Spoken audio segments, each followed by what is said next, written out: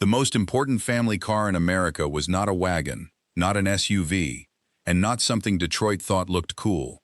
It was a box with a sliding door, built for school drop-off lines, spilled juice, groceries, strollers, luggage, and children climbing over seats. If you want to see how a practical box like this reshaped American life, subscribe to Forgotten Detroit. In 1983, Chrysler was still recovering from near collapse when it launched the Dodge Caravan and Plymouth Voyager. These were not glamorous cars. They were lower than vans, roomier than wagons, easier to park than full-size family haulers, and perfectly matched to the lives suburbs were creating. For years, the minivan won because it solved problems without drama. Then the image caught up with it. The same vehicle that made family life easier became shorthand for surrendering to it. So how did one of Detroit's smartest ideas become a victim of the lifestyle it helped build? Before the minivan, American families were forced to choose from vehicles that each solved one problem and created another. The classic station wagon was the default family machine. It had a long roof, a big cargo area, and car-like manners. It fit into normal parking spaces, handled suburban streets, and looked respectable in a driveway. But once the third row was in use, luggage space shrank fast. Loading strollers, coolers, sports gear, and groceries meant stacking everything around children instead of organizing it around a routine. The full-size van offered the space wagons lacked. It could swallow luggage, kids, pets, and half a garage worth of vacation equipment. But it was tall, heavy, and built from truck thinking. For a family using it every day, that meant a higher step-in, a bigger turning circle, poorer fuel economy, and the constant reminder that the vehicle had more in common with a delivery van than a sedan. Just listen to what everyday family transportation could sound like when the answer was still a big van. Sedans were easier, but they were not flexible. 2 adults and 2 children could manage, but add a third child, a car seat, a stroller, or a road trip, and the trunk became a puzzle. Early utility vehicles existed, but most were still rough, upright, and work-oriented. They were better suited to trails, farms, or bad weather than school lines and mall parking lots. This mattered because family life was changing around the car. Suburbs spread out, shopping trips got bigger. Children had more scheduled activities. Garages had height limits. Parking lots were crowded. Parents needed something low enough to enter easily, short enough to park without stress, roomy enough for multiple children, and adaptable enough to change from people carrier to cargo hauler in minutes. The winning idea was not simply to shrink a van. It was to combine the easy driving of a car, the upright space of a van, and the daily usefulness that family life actually demanded. Chrysler did not just build a new vehicle shape. It gave America a new answer to a problem sitting in millions of driveways. The idea that became the minivan did not begin as a sudden flash at Chrysler. It had been floating around Detroit for years, usually under a simple premise: build a van that could fit in a normal garage, drive more like a car, and serve a family without feeling like commercial equipment. At Ford, that idea took shape in the early 1970s as the Carousel. Hal Sperlich, a Ford product planner with a reputation for spotting gaps in the market, helped push the concept. Lee Iacocca, then one of Ford's most powerful executives, was also tied to the project. The Carousel was not a full-size van with extra trim. It was lower, sleeker, and more wagon-like, with the space efficiency of a van and the everyday manners Ford believed family buyers might accept. By 1972, Ford had a working concept. It looked unusually close to what America would later recognize as a minivan: a short front end, a tall passenger cabin, and a package designed around people and cargo rather than image. The timing seemed logical. Families wanted space. Fuel economy was becoming harder to ignore. Suburbs were full of 2-car garages that could not easily swallow a traditional van. But inside Ford, the business case never fully won. The company already sold station wagons and vans, and the Carousel risked sitting awkwardly between them. It would have required investment, tooling, and faith in a category that did not yet exist. Ford decided the risk was not worth it, and the project was shelved. That decision mattered because Sperlich and Iacocca would not remain at Ford forever. Both men would eventually be pushed out, and both would carry lessons from that abandoned idea with them. They had seen how close Detroit came to building a new kind of family vehicle, and they had seen how easily a promising concept could die in a conference room. Chrysler had also studied similar garageable van thinking, but in the 1970s, it was in no position to chase every interesting idea. The company was smaller, weaker, and short on the money needed to gamble on an unproven segment. So the concept sat there, too van-like for car executives, too car-like for van logic, and too uncertain for companies that were still comfortable with the old choices. The vehicle nobody quite wanted would soon become exactly what a desperate Chrysler needed. By the time the minivan idea reached Chrysler, the company was not looking for a side project. It was trying to stay alive. In the late 1970s, Chrysler had become the weakest of Detroit's big three. Its cars were aging, quality problems had damaged its reputation, and the company was losing money at a pace it could not absorb. The oil shocks had changed what buyers wanted, but Chrysler was still carrying the costs of an automaker built for a different market. Factories were underused. Dealers were nervous. Suppliers wondered if they would be paid. Inside the company, the question was not how to dominate the next decade, it was whether Chrysler would survive long enough to reach it. That was the situation Lee Iacocca walked into after being fired from Ford. He arrived at Chrysler in 1978, and he quickly became more than a corporate executive. He became the public face of a rescue effort, appearing in interviews, pushing new products, and selling the idea that Chrysler deserved another chance. The most dramatic part of that rescue came in 1979, when the federal government approved roughly $1.5 billion in loan guarantees. It was not a simple handout. Chrysler still had to raise money, cut costs, negotiate with unions, and convince banks that the company could recover. The guarantees gave Chrysler time, and time was exactly what it had been running out of. The bailout also put Chrysler under a spotlight. Every decision now carried national attention. Critics saw a failing company being propped up. Supporters saw jobs, factories, and an industrial nameplate worth saving. Either way, Chrysler could not repay confidence with ordinary thinking. That is what made the company different from Ford and General Motors. A healthy automaker could reject an unproven family vehicle because the risk looked unnecessary. Chrysler did not have that luxury. Its existing lineup was not enough to secure the future, and a safe product plan could still lead to failure.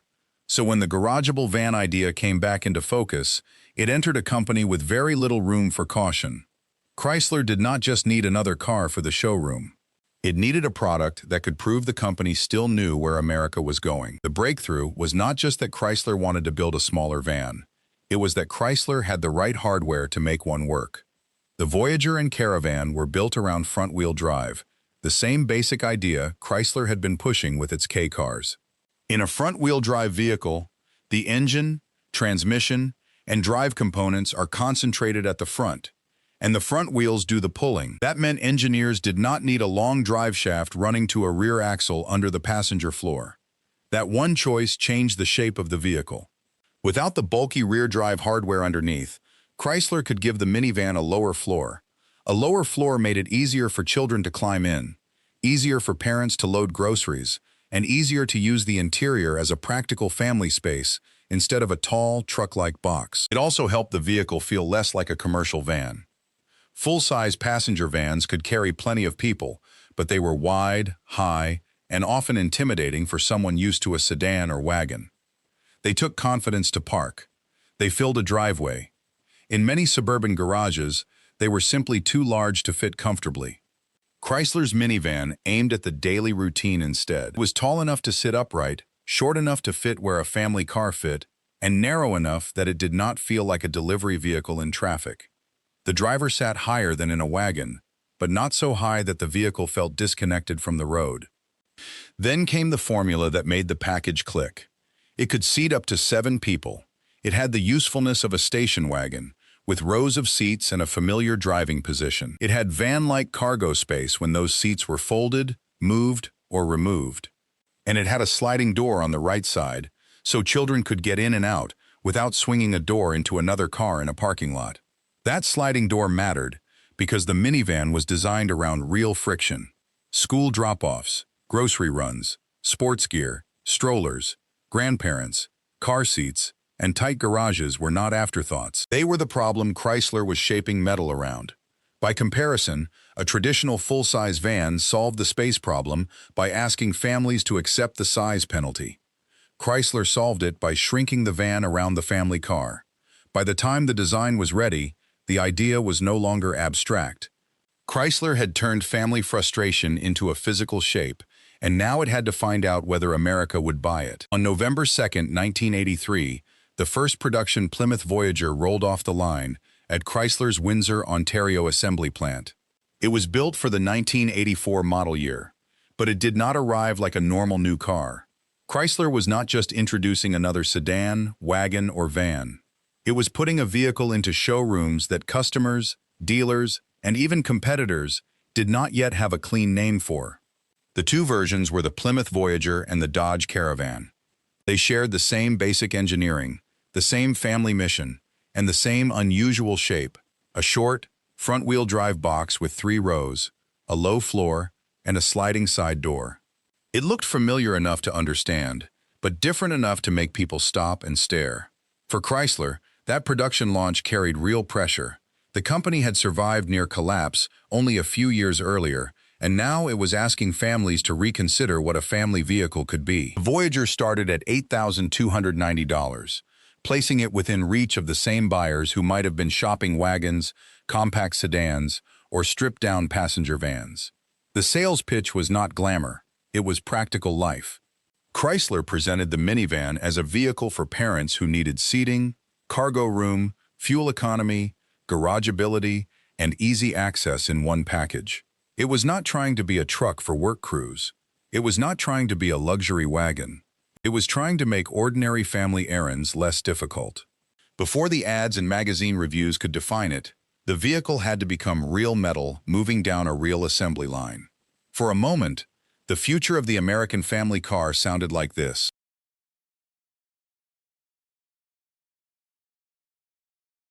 That sound marked the beginning of a new category, but not yet a guaranteed success. Chrysler had built the Voyager and Caravan. The question was whether Americans would actually buy a vehicle that looked so different from the family cars they already knew. Americans did buy it, and they bought it faster than Chrysler could have expected. In the first model year, Chrysler sold roughly 209,000 minivans. For a brand new kind of family vehicle, that was not a cautious test market result. It was a breakout. Dealers had customers coming in for something that had barely existed a year earlier, and the Voyager and Caravan suddenly gave Chrysler one of the most talked-about products in the country. The timing mattered as much as the number. Chrysler had spent the early 1980s trying to prove that its rescue was not temporary. The company had taken federal loan guarantees, cut costs, closed plants, and pushed smaller front-wheel drive cars into the market. Those moves kept it alive, but the minivan did something different. It made Chrysler look inventive again. Instead of being known only as the company that had nearly failed, Chrysler now had the vehicle other automakers had missed. The minivan was visible in driveways, school parking lots, church lots, and suburban shopping centers. Everyone on the road was a rolling argument that Chrysler still knew how to read American buyers. Lee Iacocca understood the scale of what had happened. He compared the minivan's potential impact to the Ford Mustang, the car that had exploded into American culture in the 1960s while he was at Ford. The comparison was bold, but it revealed how Chrysler saw the moment. This was not just a strong sales report. It was the arrival of a vehicle that could define a generation of customers. The Mustang had sold excitement. The minivan sold usefulness. Its appeal came from cup holders, sliding doors, removable seats, and the ability to carry children, groceries, luggage, pets, and sports gear without turning every trip into a packing problem. By the end of that first wave of sales, Chrysler had gained more than revenue. It had gained proof.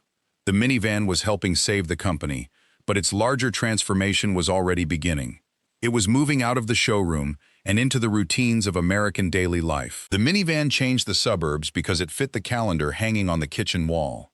By the mid-1980s, family life was becoming more scheduled, more spread out, and more dependent on driving. Children needed rides to school, soccer practice, piano lessons, sleepovers, and orthodontist appointments. Parents needed to buy groceries, pick up dry cleaning, stop at the hardware store, and still have room for a stroller or a dog in the back. The minivan turned that entire routine into one vehicle's job. The sliding door was a small piece of engineering with a huge effect on daily life. In a tight school drop-off lane or a crowded parking lot, a child could climb in without swinging a long door into the next car. Parents could buckle a toddler into a car seat without squeezing through a narrow opening. On rainy mornings, the side of the van became a moving entryway, not just a door. Flexible seating made the vehicle feel less like a car and more like a tool. Seats could be folded, removed, or rearranged depending on the day. On Friday afternoon, the van could carry 6 children and a pile of backpacks. On Saturday morning, it could haul folding chairs, coolers, baseball bags, and a team snack cooler. On Sunday, it could swallow groceries, bulk paper towels, and a new lamp from the shopping center. That adaptability changed how families planned trips. Vacations no longer required the same level of negotiation over what had to be left behind. Luggage, pillows, toys, snacks, and road maps could all come along. The minivan made the long interstate drive feel less like a cramped endurance test and more like a mobile living room. It also changed what people expected from a family vehicle. For decades, the default choices had been sedans and station wagons, and both came with compromises. A sedan was easy to drive but limited inside. A wagon had more cargo space, but still felt tied to the old passenger car formula. The minivan made a different argument. The family vehicle did not have to pretend to be stylish first. It could be designed around use. That idea spread quickly through suburban America. Minivans lined up at elementary schools, filled church parking lots, and became familiar at youth sports fields. They matched the built environment around them: subdivisions, strip malls, big box stores, and roads where almost every errand required a drive. Once families experienced that level of utility, the market changed. Automakers could not simply offer another sedan with a bigger trunk and call it practical. Chrysler had shown that parents would reward a vehicle built around their actual lives, and every competitor had to find an answer. Chrysler's success did not stay a Chrysler secret for long. Once the Dodge Caravan and Plymouth Voyager proved that families would buy a purpose-built van, Detroit had to respond. Ford and General Motors were not going to leave an entire new category uncontested, especially one pulling buyers away from station wagons and full-size vans. General Motors answered with the Chevrolet Astro and its GMC Safari twin for 1985. These vans were smaller than traditional full-size vans, but they did not copy Chrysler exactly. They used a more truck-like layout, with rear-wheel drive and a higher, tougher feel. That gave them strengths for towing and heavier use, but it also made them less car-like from behind the wheel. Ford followed with the Aerostar for 1986. It also leaned into a more conventional van structure, with rear-wheel drive and styling that looked closer to a small commercial van than a stretched family car. Ford promoted it as futuristic, aerodynamic, and versatile, but it still approached the problem from the van side of the equation. Chrysler's defining advantage remained packaging. Its front-wheel drive layout allowed a lower floor, easier step-in height, and more usable interior space inside a compact footprint. The vehicle felt familiar to drivers coming out of sedans, which mattered to families who wanted space without feeling like they had moved into a delivery truck. Chrysler also kept expanding the idea, instead of treating the first version as the final answer. Longer wheelbase models added more room. New trims made the minivan feel less basic. Then, in 1990, Chrysler pushed the category upscale with the Chrysler Town & Country, adding wood-grain-style trim, leather, and a more premium image to a vehicle type that had started as pure practicality. By that point, the experiment had become a market. What had looked strange at the beginning of the decade was now a target every major automaker had to consider. The minivan was no longer a curious Chrysler gamble. It had become one of America's defining family vehicle categories. By the 1990s, the minivan had moved from clever new product to everyday American scenery. It was in school pickup lines, grocery store parking lots, soccer fields, church lots, and suburban driveways. Television shows and commercials treated it as visual shorthand for family life. If a character had kids, a mortgage, and a calendar full of errands, the minivan made sense before anyone had to explain it. Automakers kept feeding that role because the formula worked. Sliding doors made tight parking spaces easier. Low floors helped children climb in without help. 3 rows carried families, friends, sports gear, backpacks, strollers, coolers, and everything else that seemed to come with raising kids in the suburbs. Cup holders, storage bins, rear air conditioning, and later built-in entertainment features turned the cabin into a rolling extension of the house. Numbers showed how completely the category had taken hold.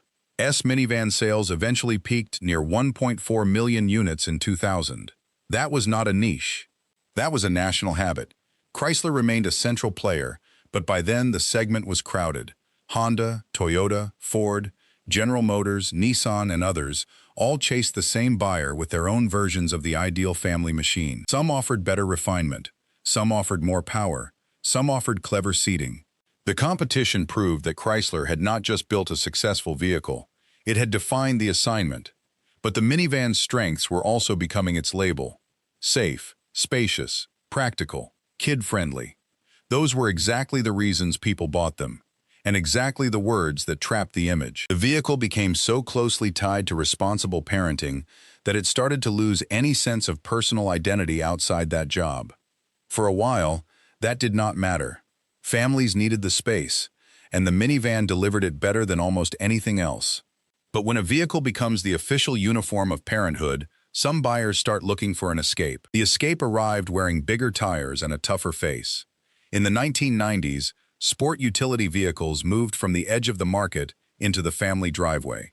Vehicles like the Ford Explorer, Jeep Grand Cherokee, Chevrolet Tahoe, and Toyota 4Runner offered high seating positions, enclosed cargo space, and enough room for children and luggage. They were not as easy to load as a minivan, and many were less efficient, but they gave families a different story to tell about themselves. A minivan said the day was built around school, errands, and car seats. An SUV said the family might go camping, tow a boat, drive through snow, or leave pavement behind, even if most of its miles were spent between a subdivision and a shopping center. The image mattered because the practical needs had not disappeared. Parents still needed seats, storage, safety, and comfort. The SUV simply wrapped those needs in adventure. Automakers understood the shift quickly. Advertising showed mountain roads, muddy trails, ski trips, and wide-open landscapes. The message was not just that an SUV could carry a family. It was that it could carry a family without making adulthood look like surrender. Buyers could choose the responsible option while feeling like they had chosen something rugged, confident, and personal. Then came the 3-row crossover, which made the trade even easier. Crossovers used more car-like construction than traditional truck-based SUVs, so they could ride smoother, handle more gently, and use space more efficiently. Models like the Toyota Highlander, Honda Pilot, Ford Explorer in its later form, and Chevrolet Traverse offered the family package with a softer step-in, better road manners, and styling that avoided the minivan silhouette. This was the minivan's problem in its clearest form. Its best features had trained buyers to expect a living room level of comfort on wheels.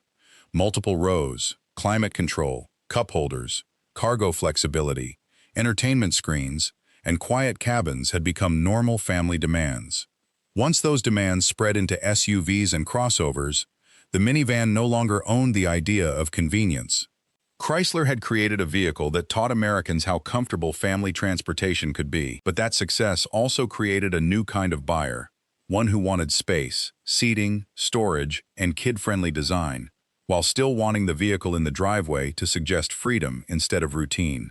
That was the central irony. The minivan changed America by making family life easier, and then families used that new standard to choose vehicles that did not look like minivans. Chrysler did not just launch a successful new model in 1983. It gave American families a new template: front-wheel drive packaging, sliding doors, low floors, flexible seating, and the feeling that one vehicle could handle the full weight of daily life. That invention helped pull Chrysler out of crisis, and it turned the Plymouth Voyager and Dodge Caravan into more than products. They became tools for a changing country, built around dual-income households, suburban routines, youth sports, road trips, groceries, strollers, and everything else that moved through a family week. The answer to the minivan's rise and fall is not that it failed. It worked so well that its strengths became expected everywhere else. Practicality won the driveway, but image won the next purchase. The minivan made family transportation easier, then became too closely associated with the responsibility it had solved, and it never truly disappeared. Chrysler still serves the segment today with vehicles like the Pacifica and Voyager, and modern minivans remain some of the most useful passenger vehicles on the road. What faded was not the usefulness, it was the cultural dominance. So the minivan's legacy is strangely unfair. It was one of the smartest vehicles America ever embraced, and one of the easiest to dismiss once buyers wanted the same function in a different costume. Thanks for watching. If you drove one, rode in one, or still think the minivan deserves more respect than it gets today, write your story in the comments.